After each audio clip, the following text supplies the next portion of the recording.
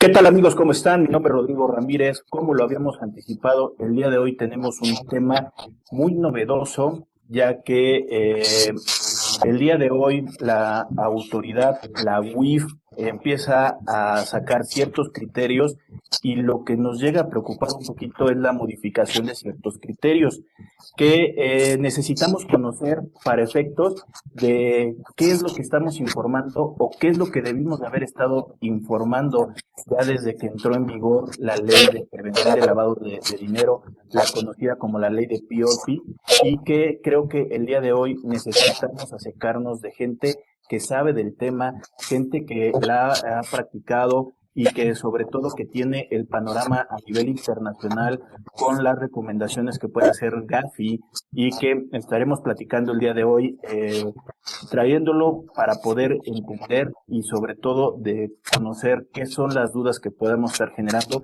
y las podamos platicar. Como he estado buscando gente que sepa del tema, el día de hoy me estoy acercando a un gran amigo, un gran invitado por toda la temática que tiene. Él es maestro, él es licenciado en Derecho, especializado en comercio internacional, en tema de aduanas, pero principalmente en lo último que ha ejercido durante estos últimos años, pues es la prevención del lavado de dinero o lo conocido como PLD. Por eso es que vamos a estar platicando el día de hoy.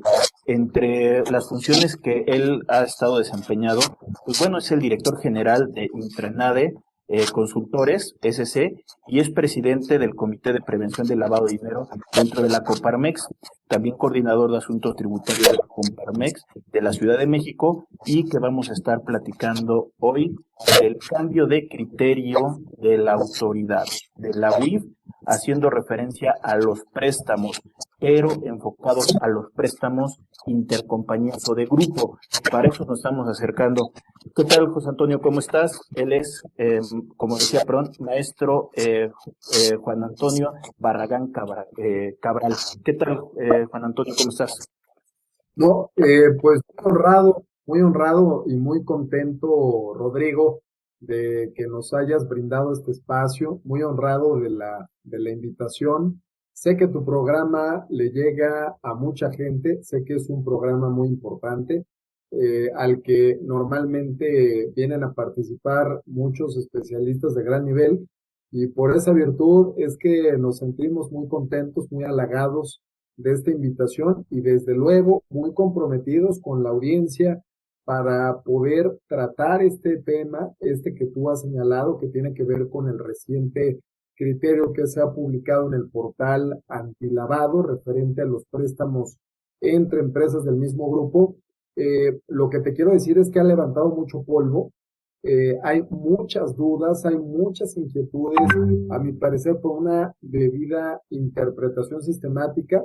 Y si me lo permites, y en la medida en la que vayamos desahogando esta charla, voy a ir dando algunos puntos que a mi parecer pudieran ser útiles con tal de comprender en dónde está el debido compliance respecto de este cambio que se ha suscitado en las últimas semanas.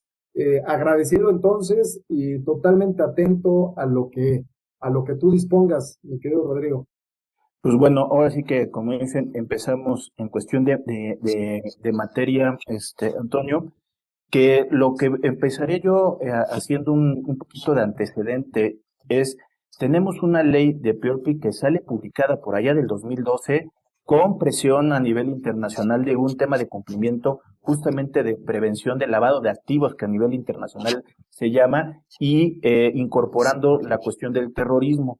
Lo he comentado yo aquí, o financiamiento del terrorismo, yo lo he comentado aquí que si bien nosotros no nos llega a afectar tanto esto del financiamiento del terrorismo, pues bueno, sí tenemos por ahí ser susceptibles por un país que tenemos en el norte y que posiblemente nos estén utilizando como trampolín.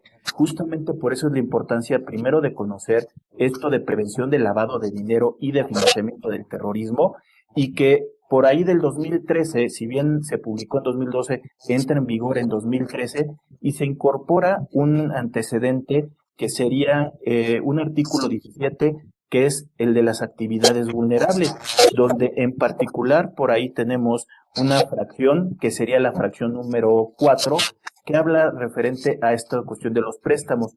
¿Qué nos podrías dar de este antecedente, este panorama para irnos involucrando con el tema? Con mucho gusto.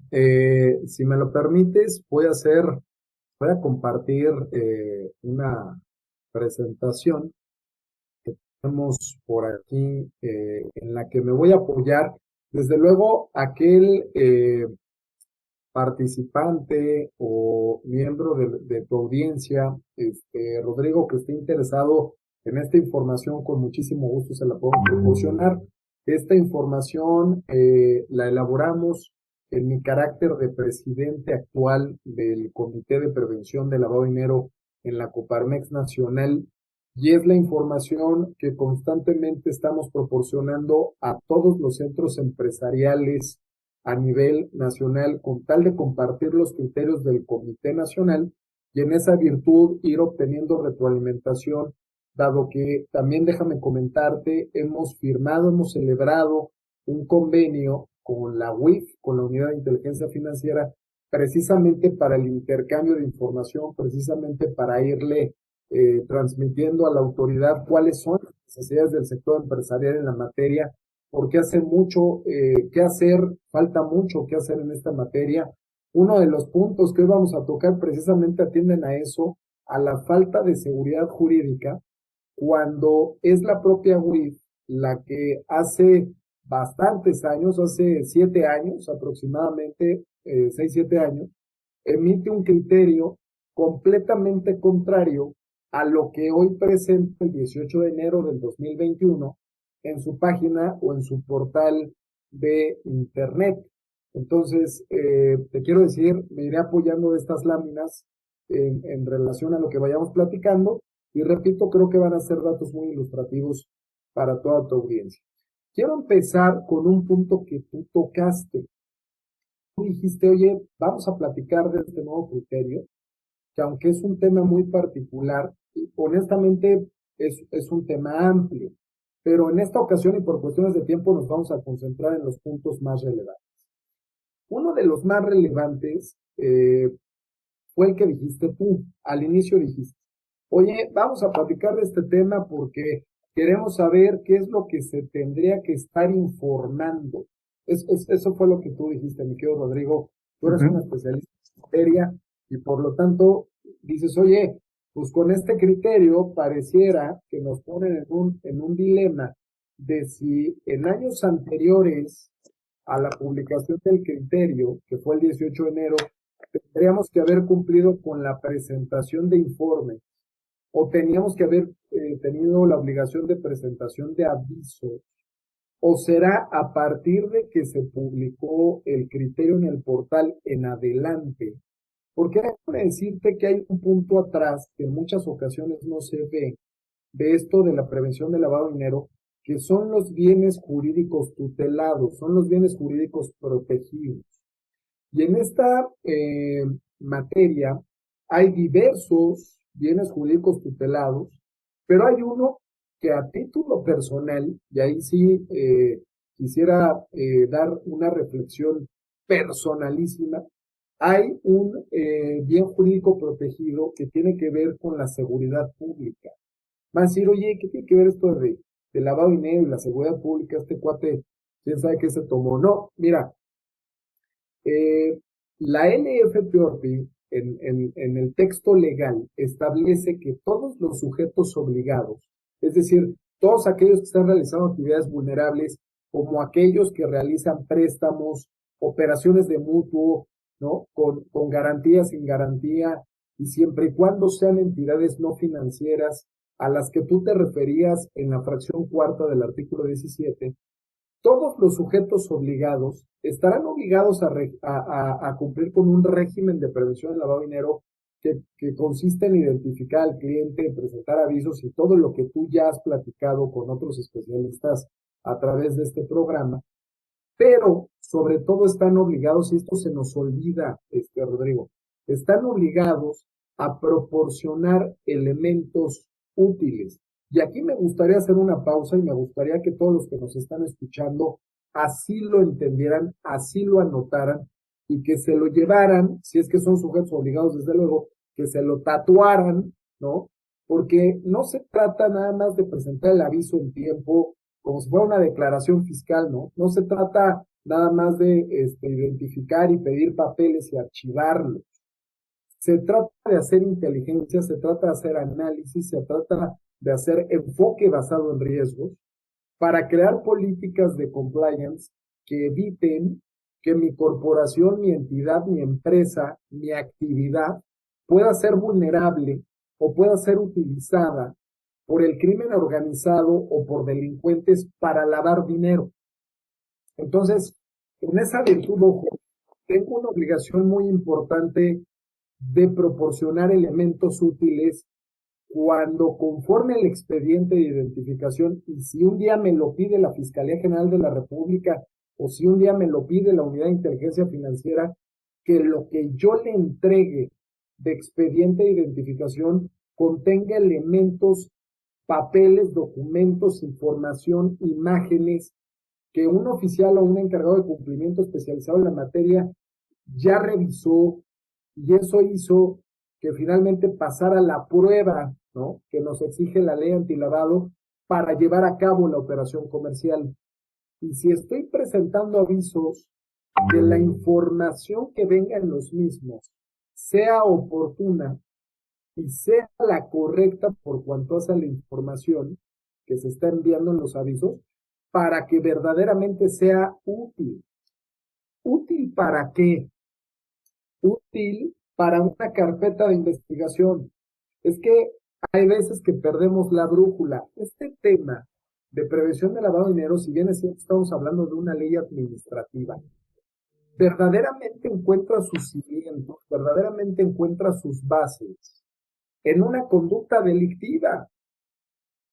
Esa conducta delictiva, por principio de cuentas, la encontramos en el artículo 400 bis del Código Penal Federal, que se refiere a las operaciones con recursos de procedencia ilícita, pero por jurisprudencia del Poder Judicial se ha interpretado como el delito de lavado de dinero en México.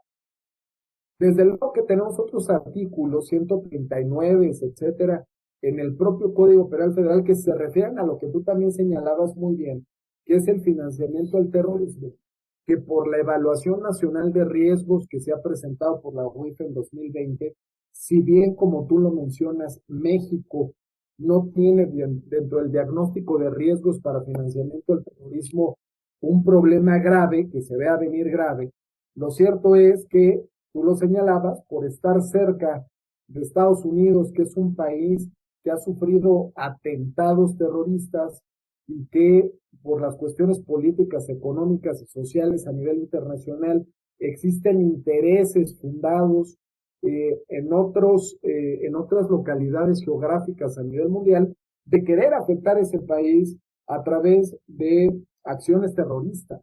Y desde luego que al ser vecinos de Estados Unidos, tú lo dijiste y te voy a citar, nos pueden utilizar como trampolín, ¿no?, para esos efectos.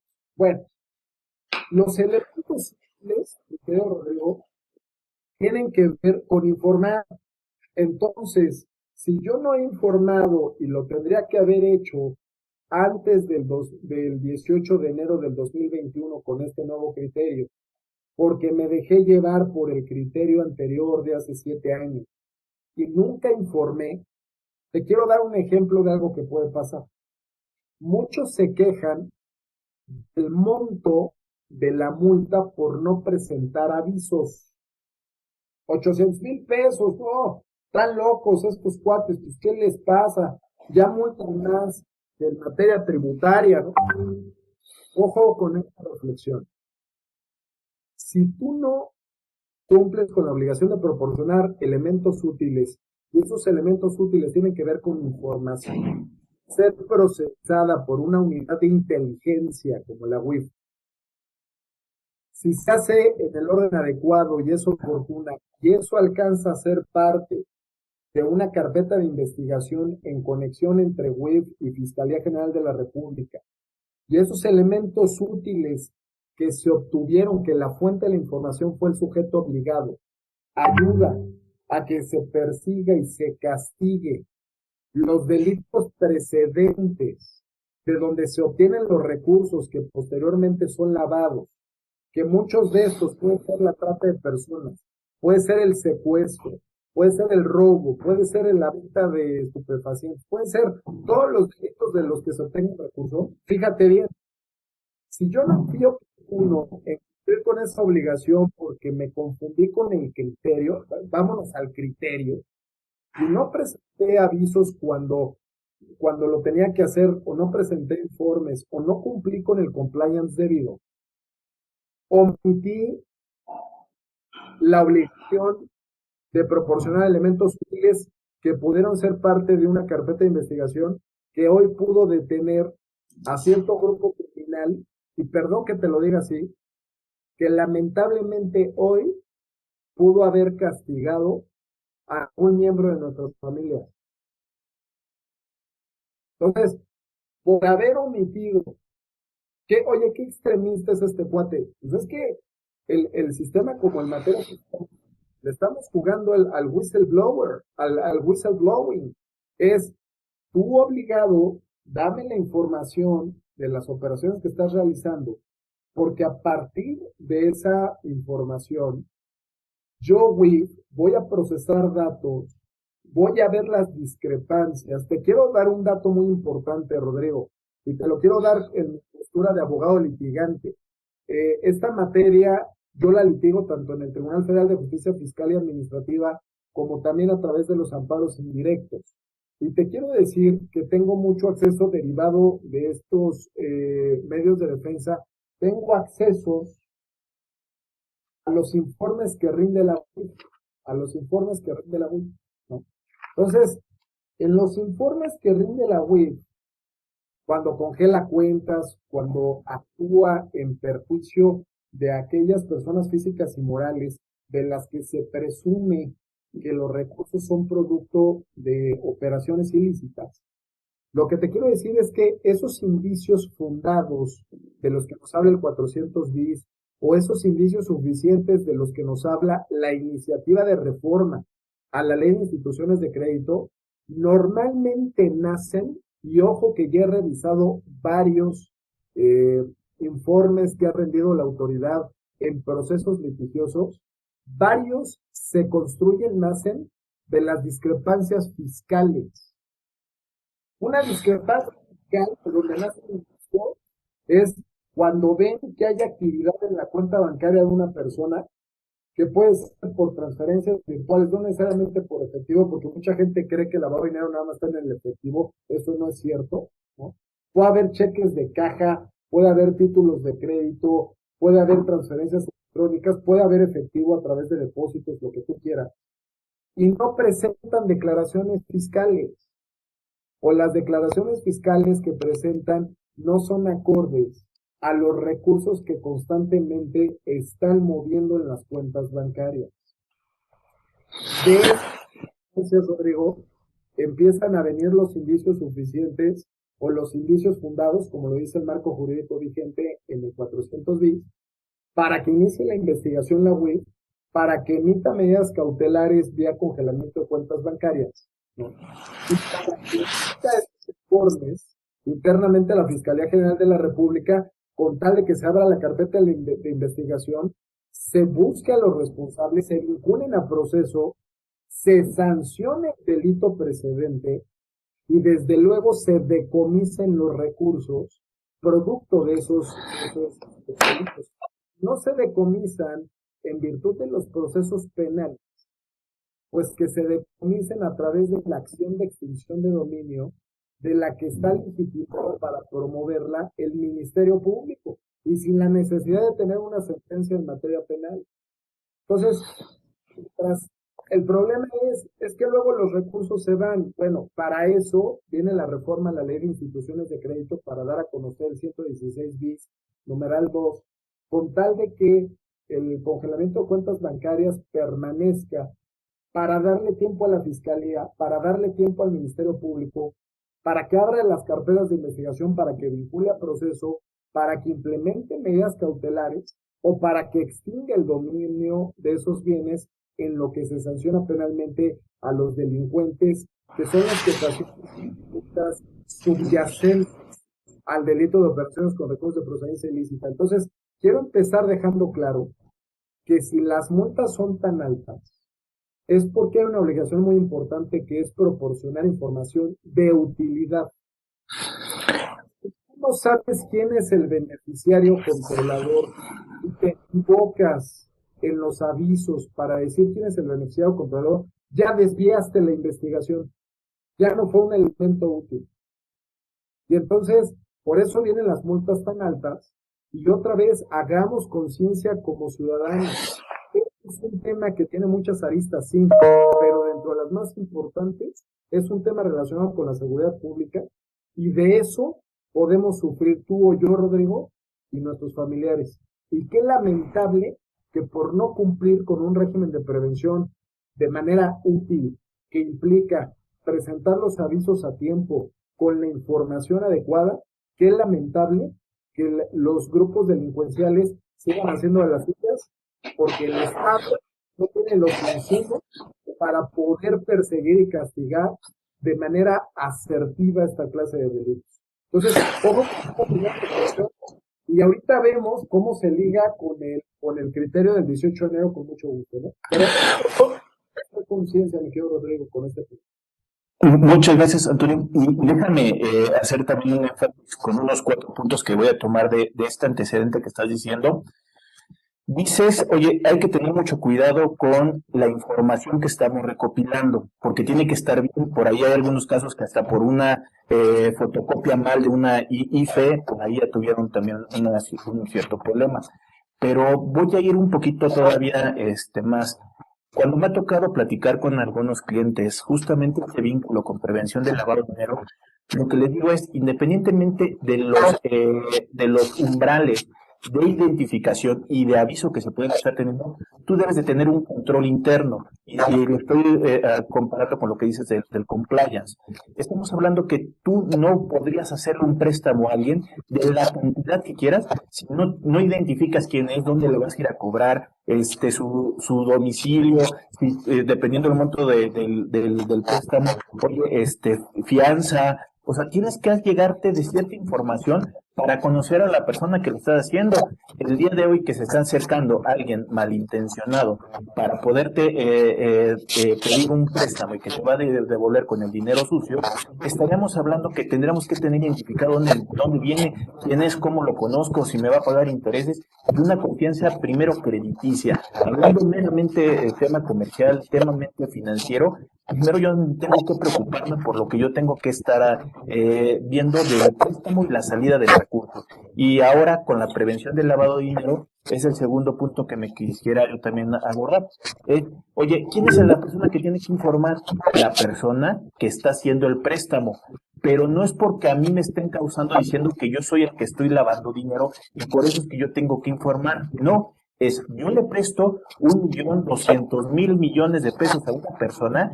La pregunta es cómo me lo va a devolver y de dónde va a venir ese recurso para que me lo pueda devolver. Es a él, a la persona que lo estoy identificando. ¿Por qué primero me está pidiendo 1 millón de pesos y ya después de dónde va a sacar el millón si me estuvo pidiendo prestado? ¿De dónde lo va a obtener para poderme pagar? Es por eso que yo tengo que tener la importancia de primero identificar, y como lo dice por ahí el artículo 18, como debe ser por ahí la fracción número 1, que yo tenga que identificar al usuario, en este caso del préstamo, y como lo estás poniendo en la lámina, la recomendación número 18 y la 22 es la debida diligencia, que es la identificación de las personas que yo le estoy entregando el recurso y yo voy a recibir tarde o temprano una devolución, y ahí viene la cuestión de la discrepancia, como estás diciendo, pero no es que yo del que doy el préstamo, porque yo soy un agente decente, yo sí tengo declaraciones, yo sí tengo una fuente vinculada con una generación de ingresos, tengo un excedente y lo presto. No me dedico a eso porque si no ya sería una institución financiera que estaría en otro artículo que no sería el 17, pero es algo que yo debería de estar visualizando, la importancia, como dices, de identificar al cliente. Bien, al respecto, varios puntos muy atinados de tu parte que quisiera complementar. Por principio de cuentas, aquel que solo se esté fijando en el 18 y que diga, este cuate de dónde sacó los elementos útiles, esto tiene fundamento en el artículo 2 de la LFPORPI, que es el que casi nunca leemos. Fíjate, a la letra nos dice, el objeto de la presente ley es proteger el sistema financiero. Como te digo, tiene varios fines y varios fines jurídicos tutelados, ¿no? Figuras jurídicas tuteladas. Proteger el sistema financiero, la economía nacional, estableciendo medidas y procedimientos para prevenir y detectar actos y operaciones que involucren recursos de procedencia ilícita, pero ojo, a través de una coordinación interinstitucional, WIF, Fiscalía General de la República, SAT, Comisión Nacional Bancaria de Valores, ¿no? Hay una colaboración, hay un engranaje interinstitucional para llegar a esto, que tenga como fines, voy a subrayar, recabar elementos útiles. Lo dice a la letra, artículo 2. ¿Para qué útiles? Continúa diciendo, para investigar y para perseguir los delitos de operaciones con recursos de procedencia ilícita. Entonces, ¿y de dónde encuentro esos elementos útiles? Es el resultado, es el producto de la aplicación del régimen de prevención del lavado de dinero al que estamos sujetos.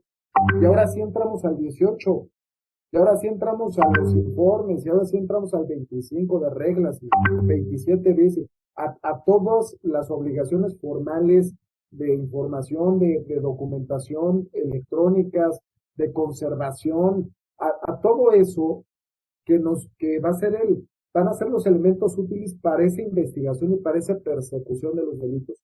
Por principio de cuentas, dos, derivado de lo que tú estás diciendo, déjame dar un panorama que viene a complementar la visión que tú señalabas. Tenemos que ir de lo general a lo particular. El grave problema de muchas personas actualmente, porque esto ha levantado mucho polvo, y fíjate, esto es bueno y malo, ha levantado mucho polvo en los empresarios porque dicen, oye, ¿qué pasó el 18 de enero? Me movieron la silla, ¿no? Yo estaba muy tranquilo, actuando de una manera y ahorita me dicen que es de otra.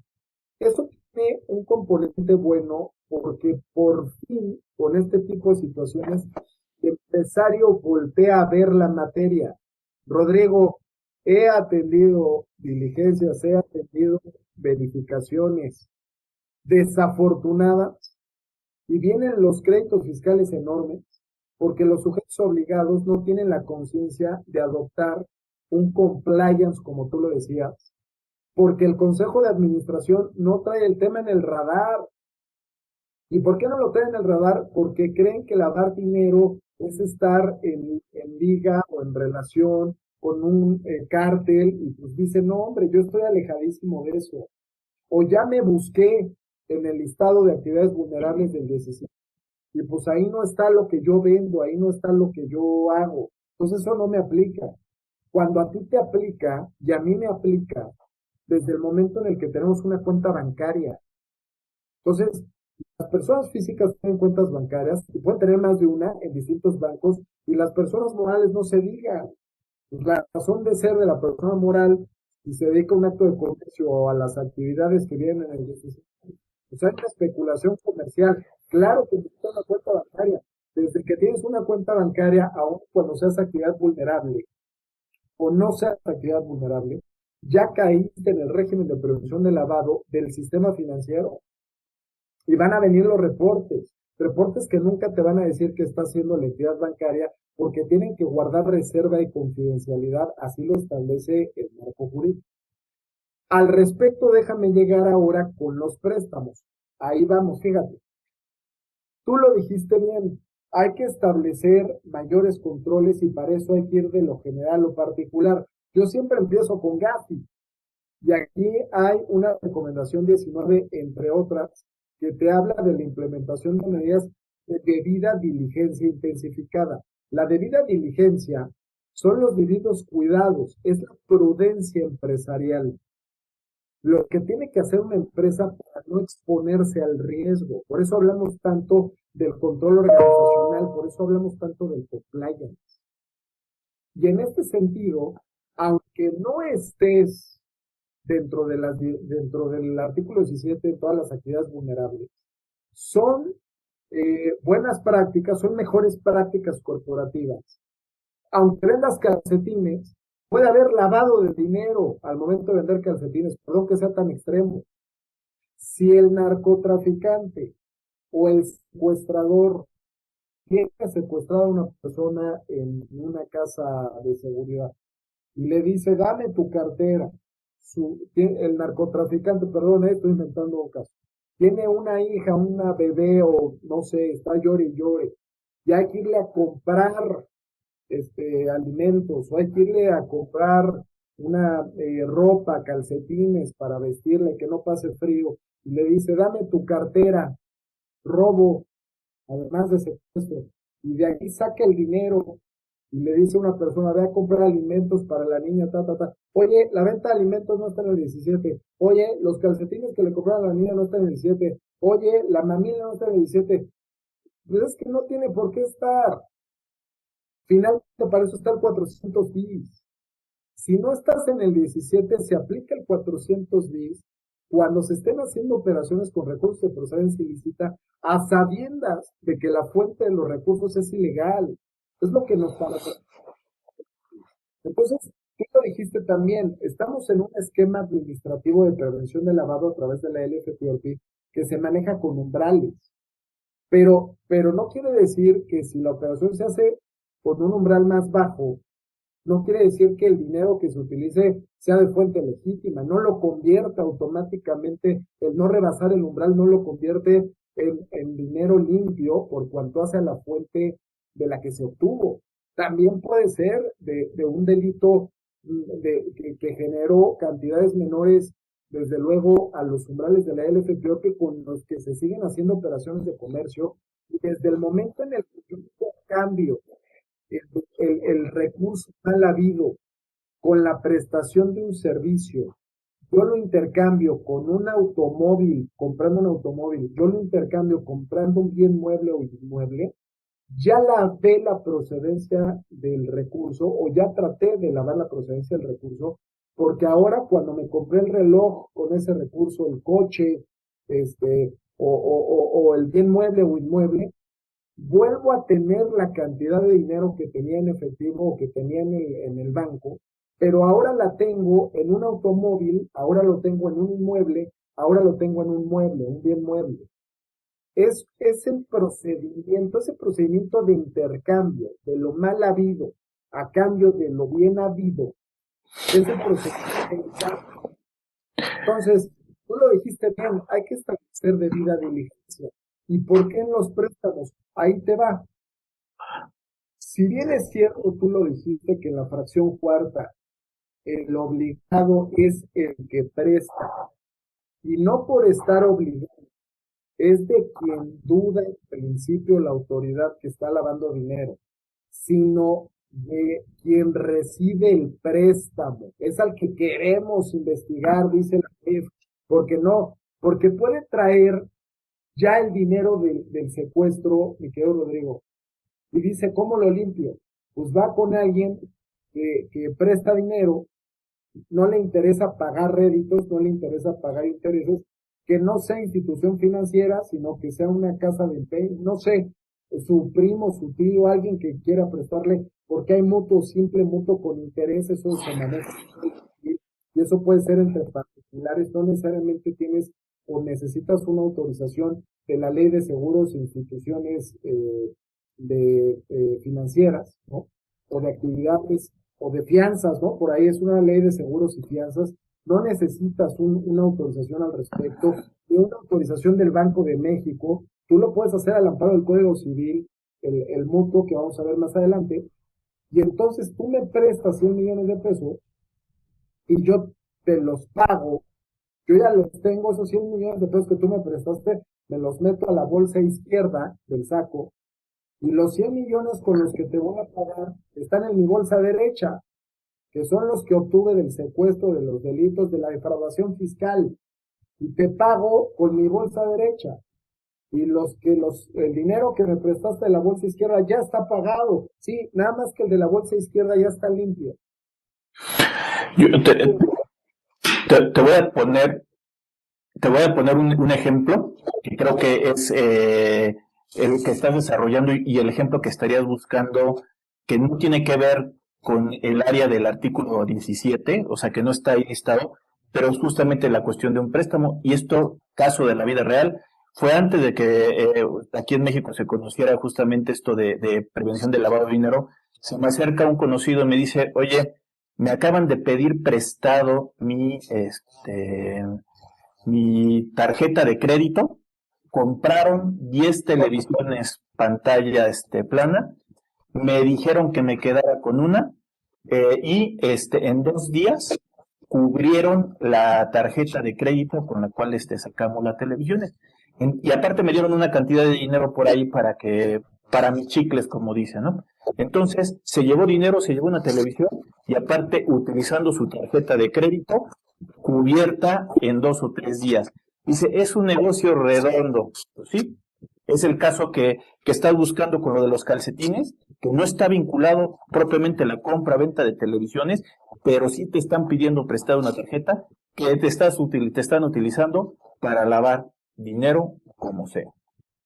Es uno de los puntos, déjame decirte, que ya vienen en la iniciativa de reforma a la LFPORPI que sigue en el Congreso, en donde se crea ya la figura, la hipótesis normativa típica del delito del prestanombres, ¿no?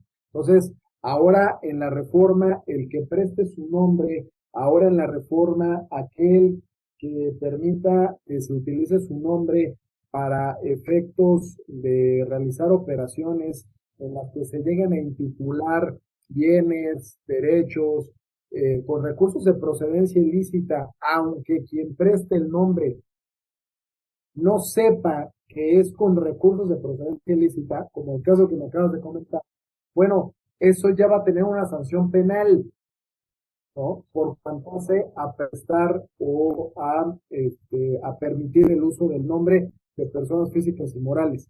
Pero fíjate también algo interesante.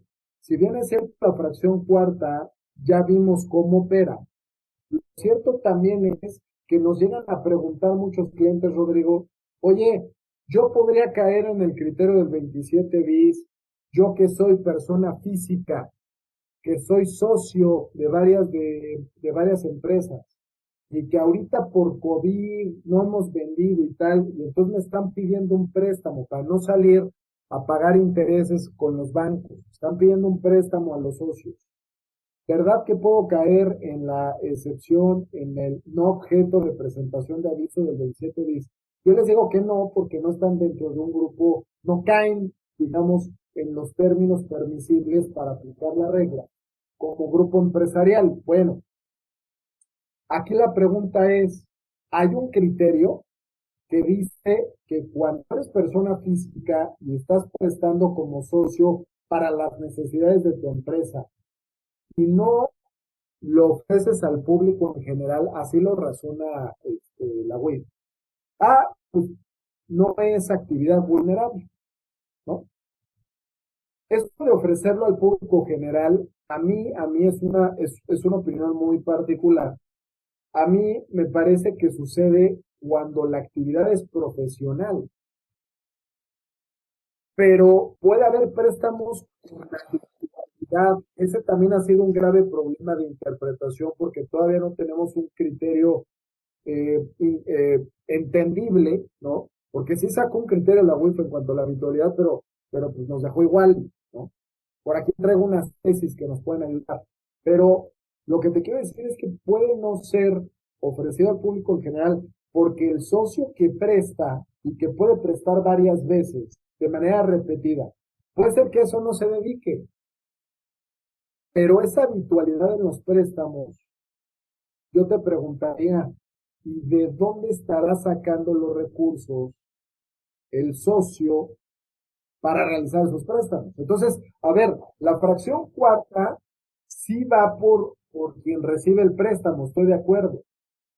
Pero el compliance que tú decías, que no tiene que ver con estar o no como actividad vulnerable, porque ya vimos que ahorita puede haber muchas actividades en las que se puede lavar dinero, pues también parte de la debida diligencia de la empresa, dentro de los controles organizacionales, debe de estar el pasar por la prueba de la risa también a los socios.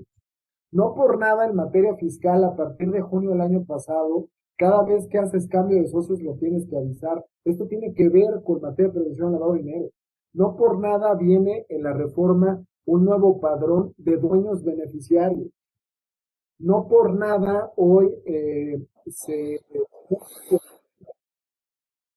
de muchos contadores dicen, oye, pues si este dinero no quieres que cause impuestos sobre la renta para tu empresa, auméntale el capital.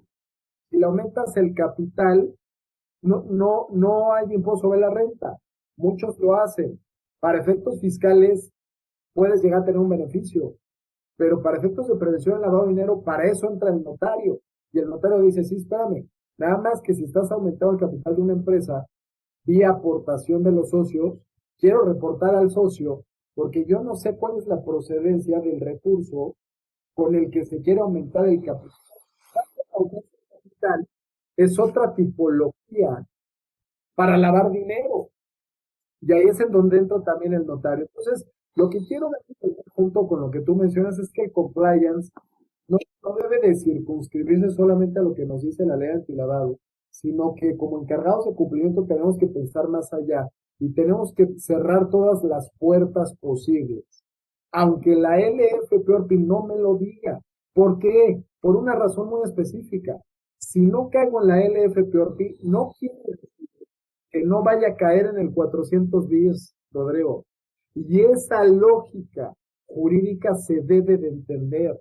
Muchos creen que si no están en la LFPORPI, no hay camino directo al 400 bis.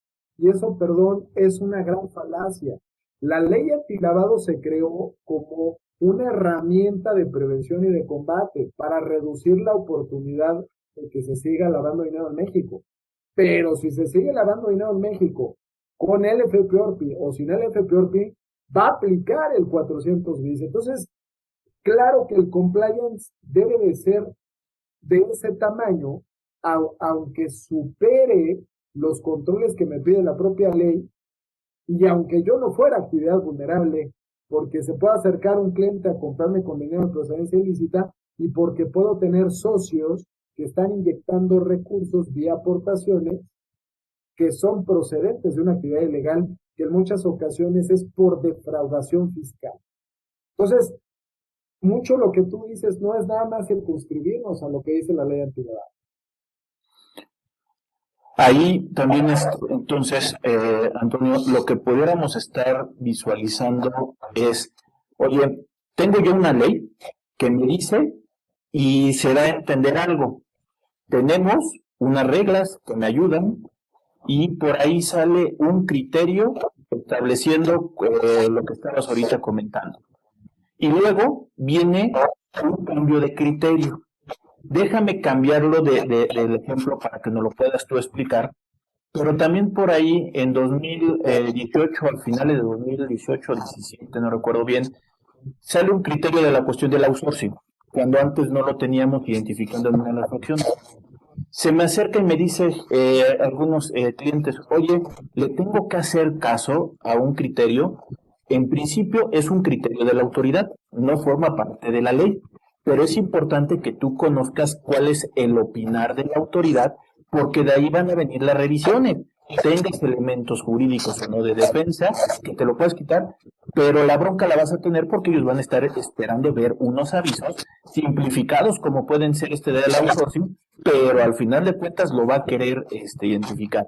Que no estaban preparados para el del outsourcing, no, porque nada más fue adecuación de algo que ya tenían establecido en los informes, ponme diagonales y ya con eso me reportas.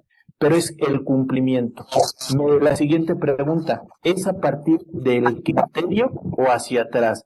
Es que esto solamente es una opinión que el día de hoy te está queriendo aclarar la autoridad, diciendo que ya venías haciéndolo de hacia atrás, tendrías que reportarlo. Oye, 5 años o nos vamos a más. Bueno, ya dependerá porque aquí estamos hablando que esta es una ley administrativa. A partir de 2013 tendrías que haber empezado a cumplirlo. Si no lo cumpliste, estás en falta. Y aquí no estamos hablando de una prescripción. Entonces hay que tener mucho cuidado con estos detalles y creo que con este criterio, cambio de criterio, como lo podría yo estar denominando, ¿qué efectos pudiéramos tener con esto de los préstamos? Bien, algo muy importante otra vez, es que el outsourcing, y mañana vendrán otros criterios, porque esto se va a seguir. Ya viste que en su momento pusieron a la compraventa de criptomonedas, a los activos virtuales. Esto va a seguir creciendo. Pero otra vez, ahí no está el punto. El punto está en que si vía outsourcing o vía planeación fiscal, la que tú me digas, o si vía alguna estrategia, tú lo que haces es aprovechándote de la ley o ir o disfrazando, creando una operación inexistente, porque déjame decirte que el 69 bis o el 69B, perdón, la cláusula antiilusión, ley antilavado, venta de factura, todo está ligado. O sea, la autoridad ya se encargó de que todo esté completamente ligado. Entonces, muy sencillo. Oye, ¿lo emitió la UIF o no lo emitió la UIF? Tranquilo.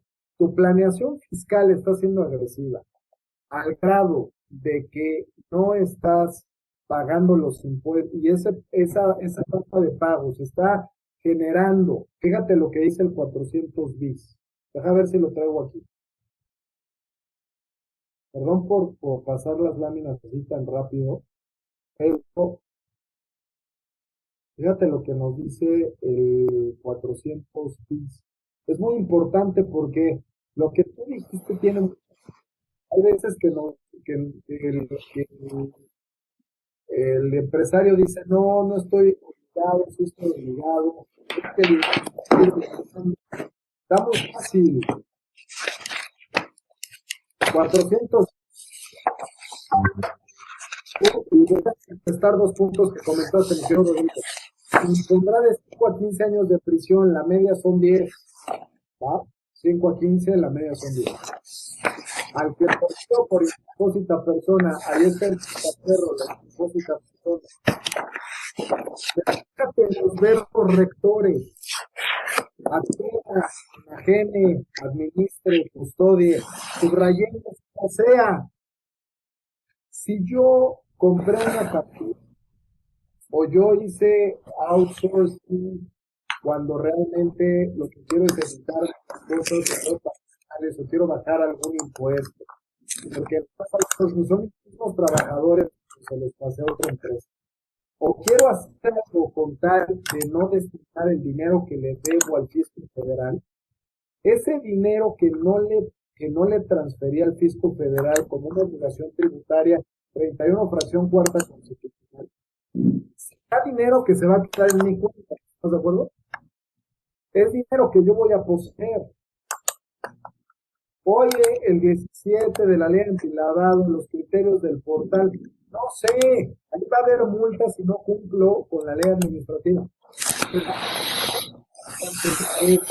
Privado de cómo estoy administrando, ojo consejo de administración, ojo órganos de vigilancia, ojo con el fraude corporativo, ojo con las acciones que están implementando, porque si están tomando decisiones que impliquen defraudación, que impliquen corrupción, que impliquen delitos de los que pueden surgir recursos. Oye, que no estoy en el 17 ni en el criterio, qué bueno, haz a un lado la LFPORPI, pero enfréntate al 410. La sanción, con independencia de que sea económica, ahora va a ser penal. Por otro lado, la LFPORPI te dice, conserva durante 5 años. Para efectos de la caducidad en la revisión, a lo mejor está bien en la vía administrativa, en la fiscalización, en la vía administrativa, pero el 410 habla de 5 a 15, la media son 10, para que prescriba la acción para el delito, ¿no?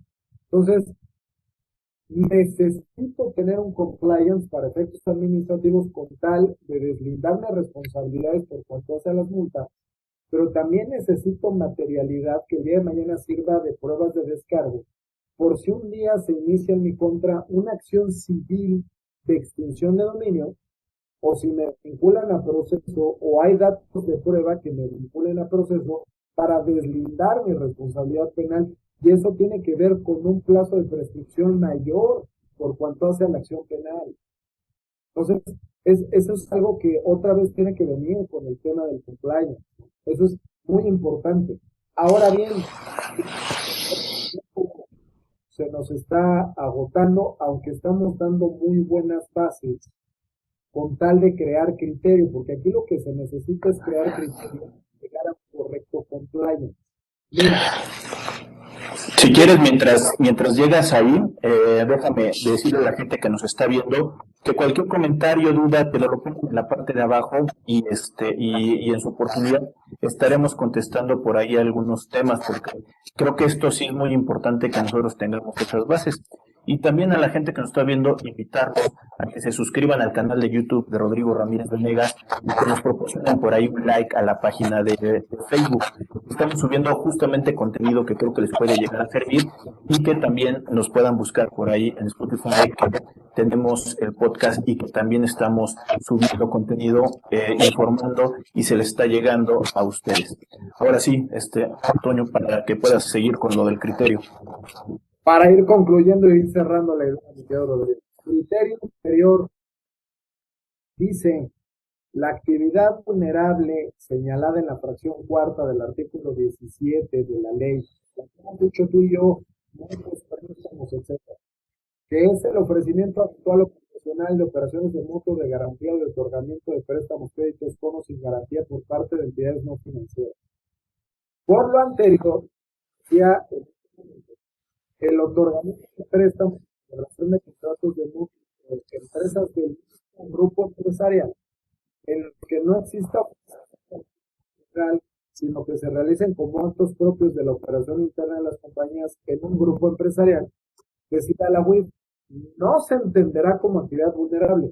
No decía, no presentes avisos y presente informes, no es actividad vulnerable. Y si no es actividad vulnerable, al amparo del artículo 17 de la ley, no hay lugar a obligación alguna en ese sentido. Si hay obligación fiscal, si hay obligación contable, si hay obligación financiera, eso es otra cosa. Pero para efectos de prevención al lavado de dinero, el criterio decía, señores, tranquilos, que si ustedes caen en esta actividad, no es actividad vulnerable. Esto, aquí hay un punto muy importante, que muchos asesores se quedaron con este criterio y muchos empresarios en consecuencia también. Pero recordemos que aquí está el nuevo criterio, 18 de enero del 2021. El inciso A de la regla 27 bis establece que las operaciones de préstamo, crédito mutuo celebrado entre empresas que forman parte del mismo grupo empresarial, está parafraseando la fracción cuarta del 17, son actividades vulnerables. O sea, no que no, ahora dice, son, te lo voy a poner en el puntero, con el puntero lo voy a señalar, disculpan, me movió la lámina, pero con el puntero láser lo voy a señalar. Dice, estas son actividades vulnerables, pero están exentas de presentar los avisos a los que se refiere la ley antilavado, ya que únicamente tendrán que presentar un informe mensual al que se refiere la regla 27.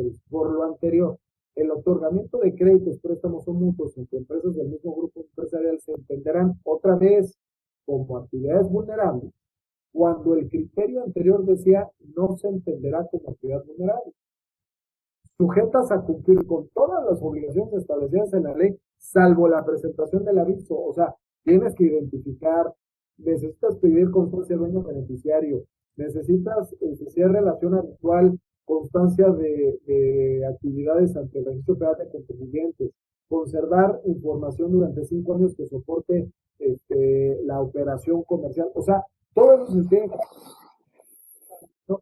Pero a cambio del aviso presentas el informe. Aquí viene la parte importante, que la regla 27 bis, que es de la que se basa el criterio nuevo del 18 de enero del 2021, se dio a conocer el 24 de julio del 2014, Rodrigo. Por ahí una persona en un chat me decía, no, peleaba un poco el punto, ¿no? Decía, no, pero no hay que criterio nos lo dieron a conocer antes de la regla, pero pues ya nos quedamos con el criterio, pues ahora nos la cambia. A ver, lo que yo le digo a esa persona es, hay que aprender a interpretar. Por eso es importante acercarte a un especialista.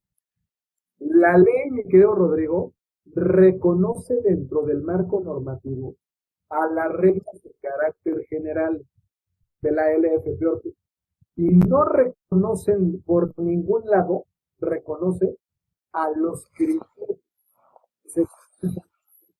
Es más, entras al portal, le pones criterios y te pone estos criterios que no se entiendan como actos de autoridad, y en su caso serán orientadores, punto, se acabó.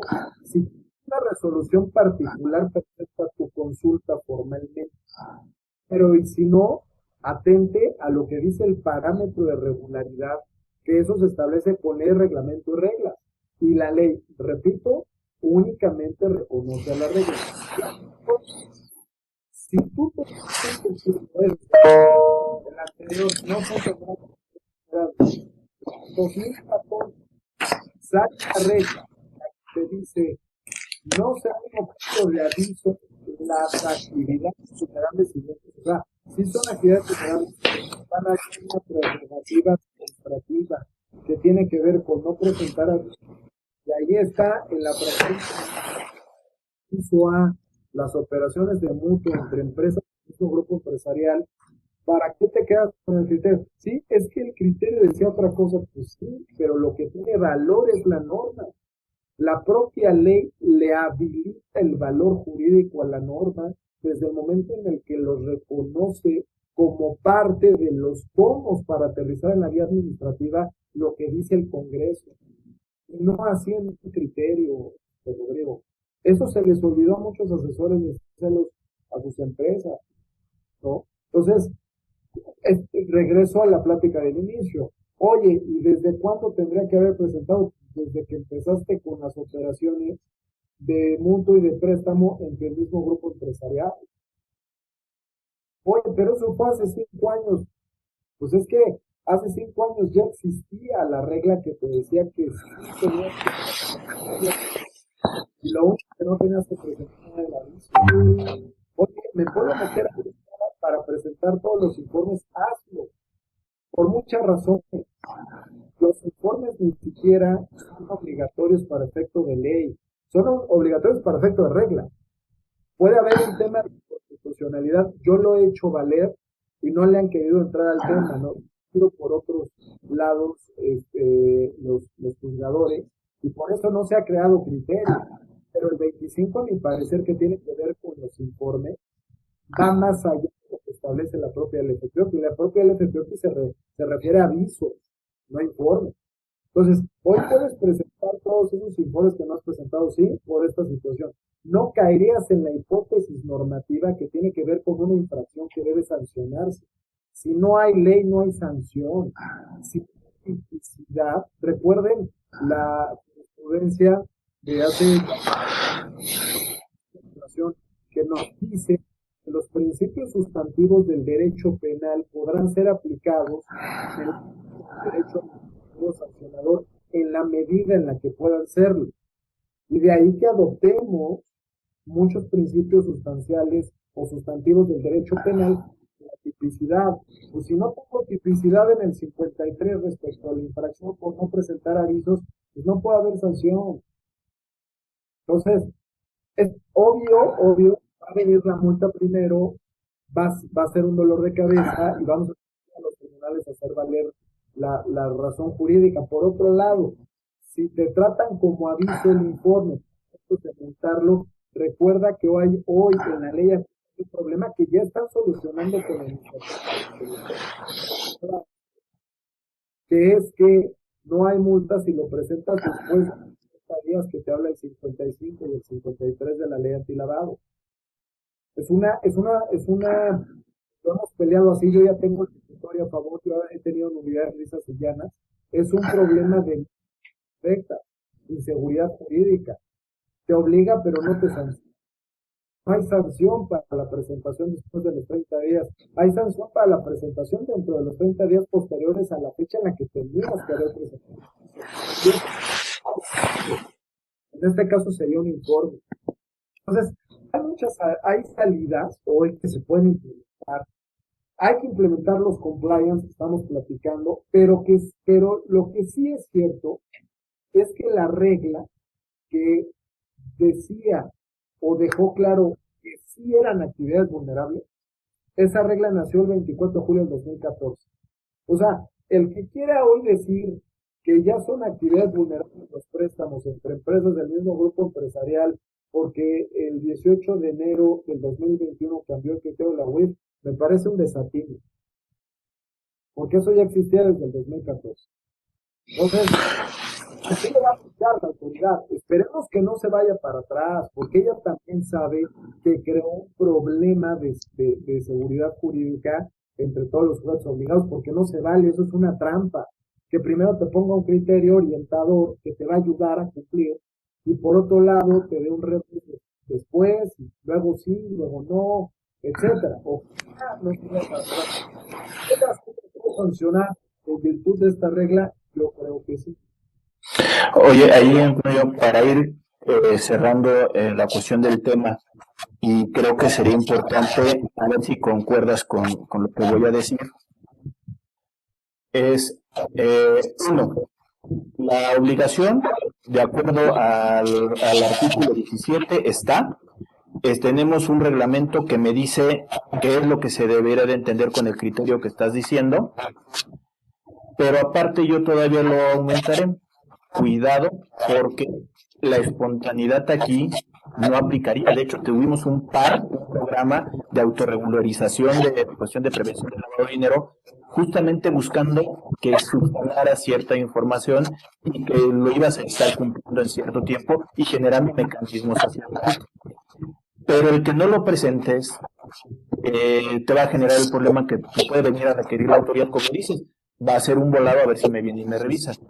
Pero lo que sí puede ser es el presentarnos, aunque no exista la espontaneidad, es el buena fe, que en cualquier problema que pueda tener con la autoridad decirle, oye, traía un relajo con los criterios, tú me estabas cumpliendo, pero yo lo intenté cumplirlo, aquí está presentado la cuestión de mis avisos, aunque fueran fuera de tiempo, pero yo estoy tratando de hacerlo de buena fe.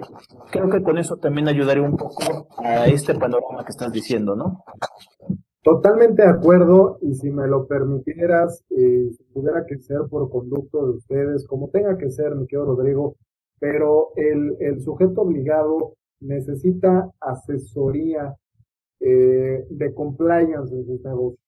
Número dos, si vinieran las multas por este tipo de situaciones, además de la buena fe que tú mencionas, se necesitan argumentos sólidos para ganar la razón de los tribunales. Entonces, si sirve de algo ponernos a sus órdenes, que es a lo que nos dedicamos, y por eso tenemos el análisis no solamente de interpretación respecto del cumplimiento de la obligación, sino qué pasaría si viene la multa y cómo tendríamos que atender esto en un órgano jurisdiccional.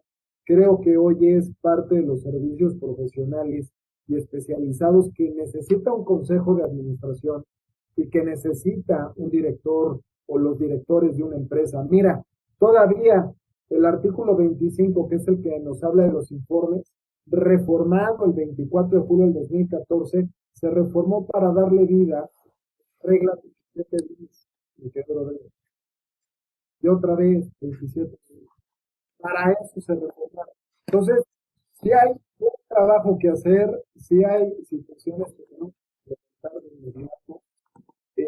Hay muchas dudas en cuanto a los préstamos en donde no necesariamente hay un grupo empresarial. Hay dudas en cuanto a qué se entiende por grupo empresarial y el control que debe de existir entre las empresas que llevan a cabo estos préstamos. Sigue habiendo un tema muy importante. Espero que un día se aclare, pero en tanto eso no suceda, yo soy un partidario, de acuerdo a la interpretación y sistemática le puede dar la ley en que la habitualidad no tiene que ver con ofrecer los servicios al público en general. Puede haber, puede ser profesional la actividad y eso la hace habitual, pero en la hipótesis normativa dice habitual o profesional. Y entonces puede haber habitualidad sin que se presente al público en general y sin que sea una actividad profesional.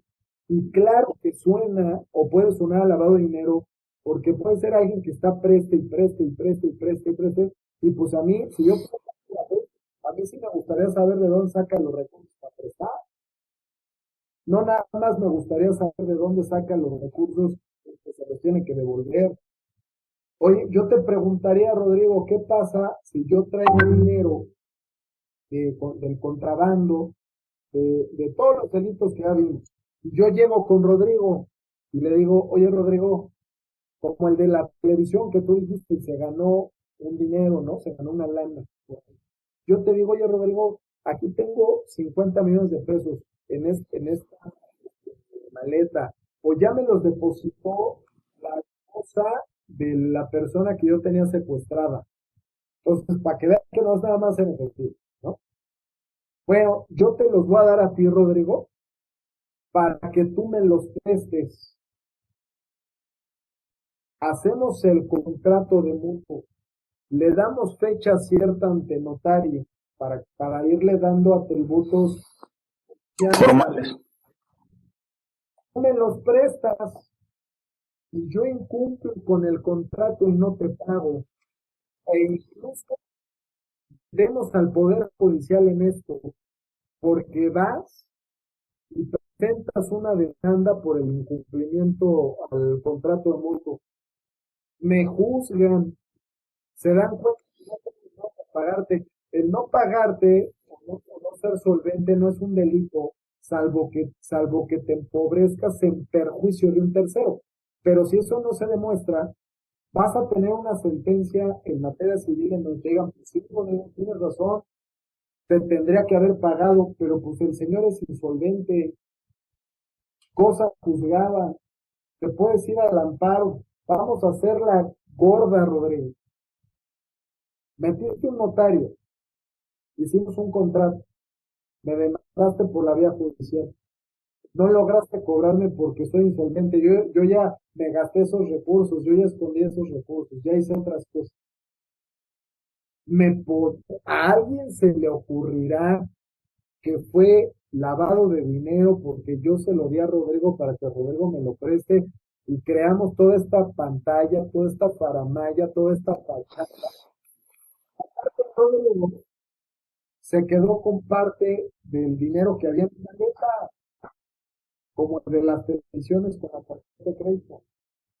Entonces, solamente es a quien le presta o puede ser también el que presta, ¿no? Y eso pasa también con las donatarias y eso pasa con quién es el beneficiario de las donatarias y quién es el socio de las donatarias, quién invierte en los capitales. Entonces, lo que yo te quiero decir como conclusión es que no entender las bases de la materia, el núcleo, la esencia de la materia, y saber que si no estamos en el FPO, que no quiere decir que no nos aplique el régimen, y saber que como mejor práctica corporativa debemos de tener un compliance de prevención del lavado de dinero por muchas aristas que hoy comentamos.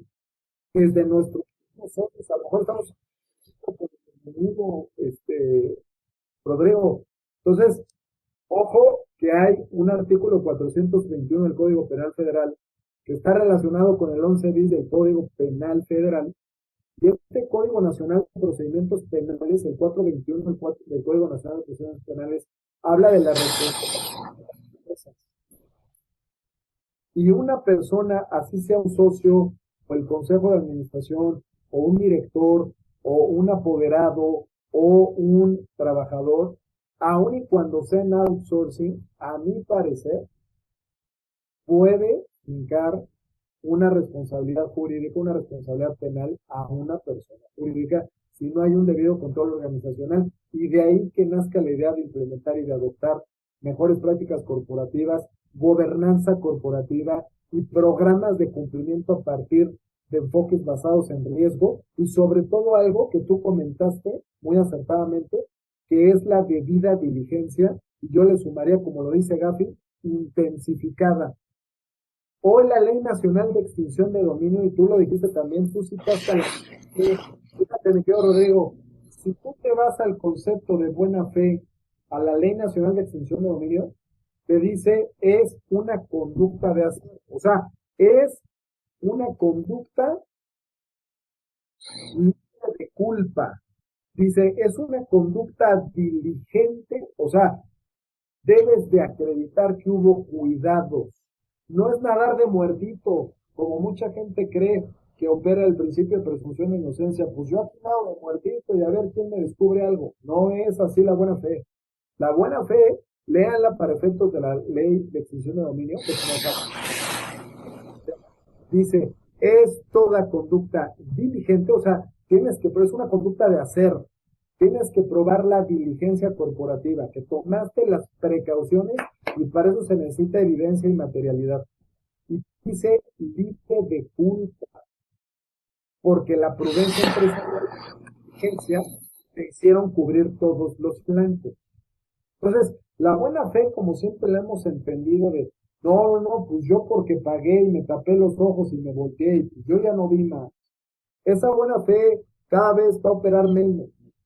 Para que haya buena fe, debe probarse la diligencia libre de culpa y para eso se necesitan cuidados y los cuidados están en los programas de cumplimiento, en el control organizacional, Roberto.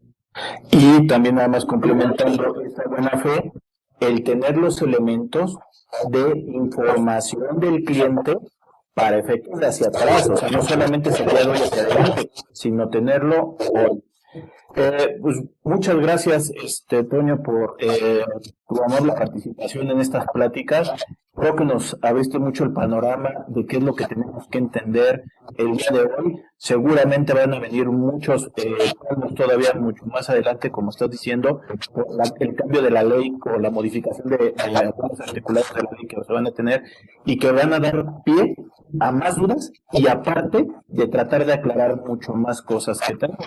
Porque por ahí también hemos convivido nosotros en el YAO, en el Grupo de Investigación de Opinión y Análisis de la Cámara de Diputados, y obviamente este tipo de información que les llega a los legisladores, pues todavía tienen muchas cosas para poder modificar. Ojalá en determinado momento lleguen a tomar ellos en cuenta en muchos aspectos. De nueva cuenta te agradezco, el día de hoy estuvo el maestro Juan Antonio Barragán Cabral, y si me lo permites voy a poner tus datos en la parte de abajo, porque esto no es así de hablarlo tan fácil como dijiste.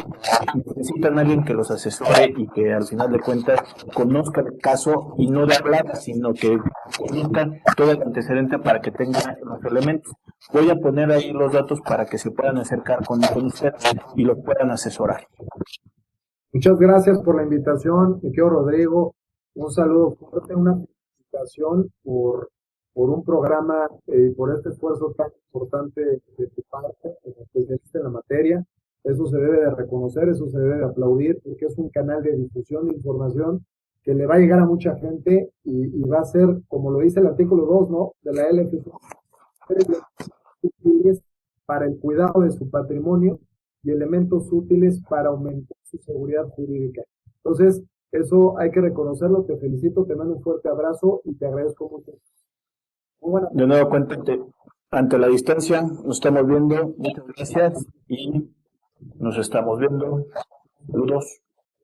Bye. Gracias.